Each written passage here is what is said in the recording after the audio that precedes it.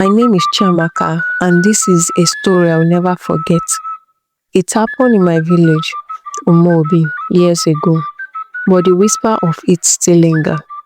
This story is about my cousin, Adaugo, a beautiful and kind-hearted girl who became the bride of a wealthy but mysterious man named Obiora. Adaugo was the pride of our family. Her beauty was unmatched, and her character made her even more special. Everyone loved her. One day, news spread through the village like wildfire. Obiora, the richest man in the neighboring village of Umuoka, has chosen Adaugo to be his bride. It was shocking because nobody really knew much about him. He rarely came to Umuobi, and when he did, he stayed in the shadows. But his wealth was undeniable. His land were vast, his servants plenty, and his house was said to be as grand as a palace. At first, Adaugo didn't want to marry him. She said she didn't love him, and there was something about him that felt off. But her family encouraged her. They told her it was an opportunity for all of us. He is a good man, they said. He will take care of you. Her parents, especially her father, were very persuasive. Eventually, she agreed. The wedding was the grandest our village had ever seen. Obiora spared no expenses. There was music, dancing, and enough food to feed the entire village for days. Adaugo looked stunning in her traditional attire, but I could see it in her eyes she wasn't happy. After the wedding, Adaugo moved to Obiora's compound in Umuoka.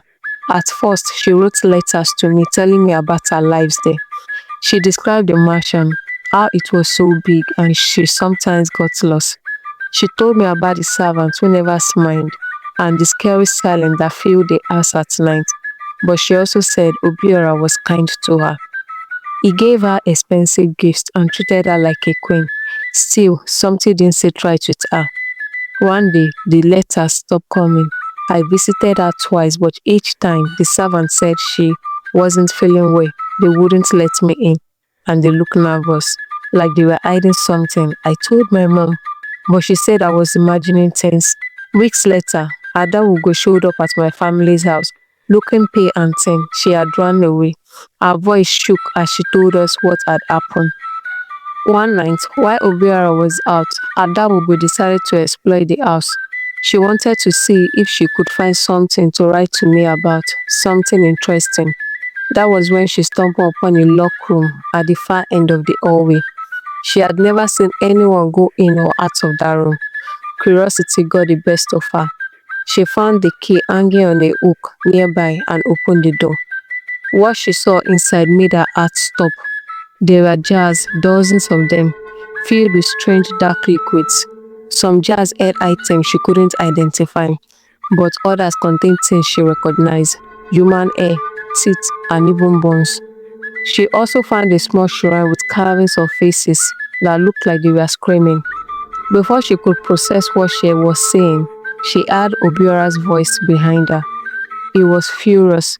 He told her she had disrespected him by entering the room. But then his voice softened and he tried to explain. He said the jars were part of his tradition, that they were for protection and wealth. Adaugo didn't believe him. That night, she pretended to be asleep and overheard Obiora speaking to someone, probably one of his servants.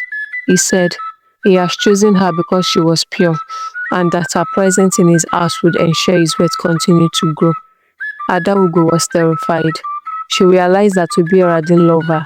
She was just part of some rituals to maintain his fortune. She didn't wait to find out more.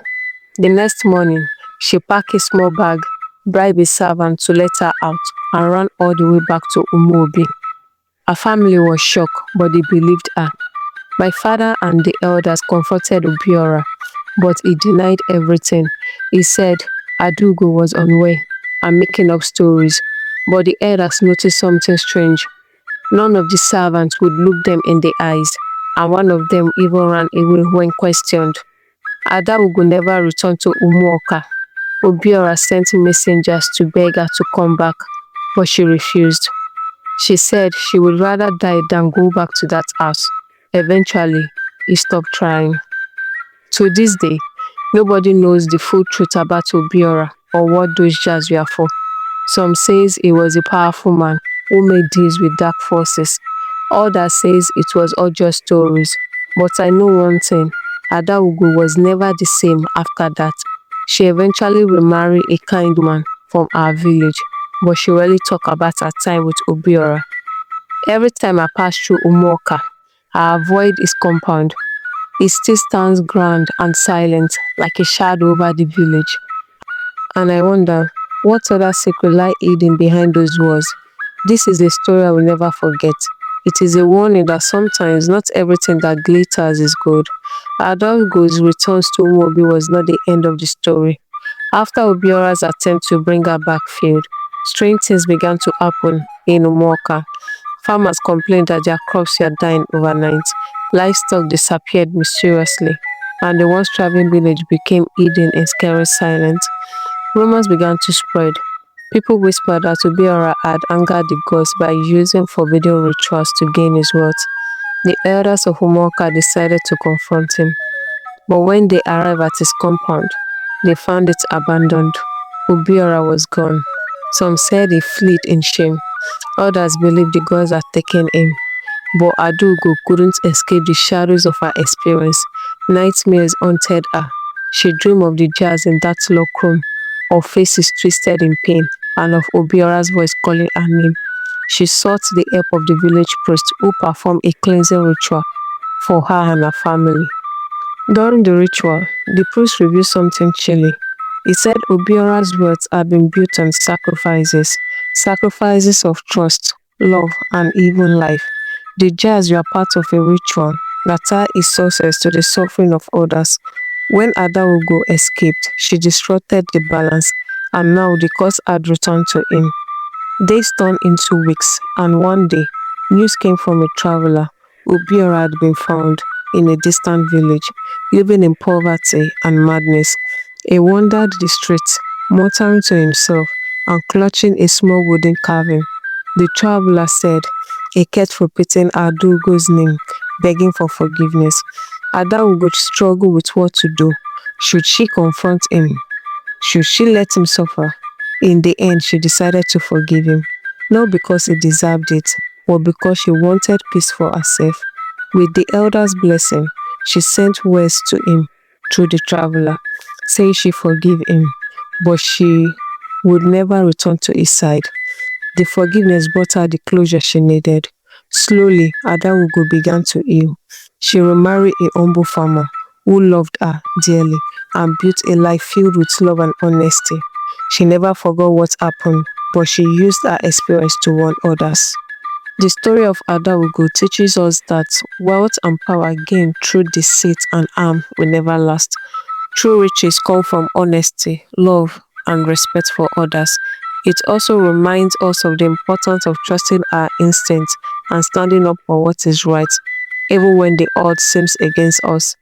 In the end, forgiveness is not just for the person who wronged you, it is also for your own peace and healing.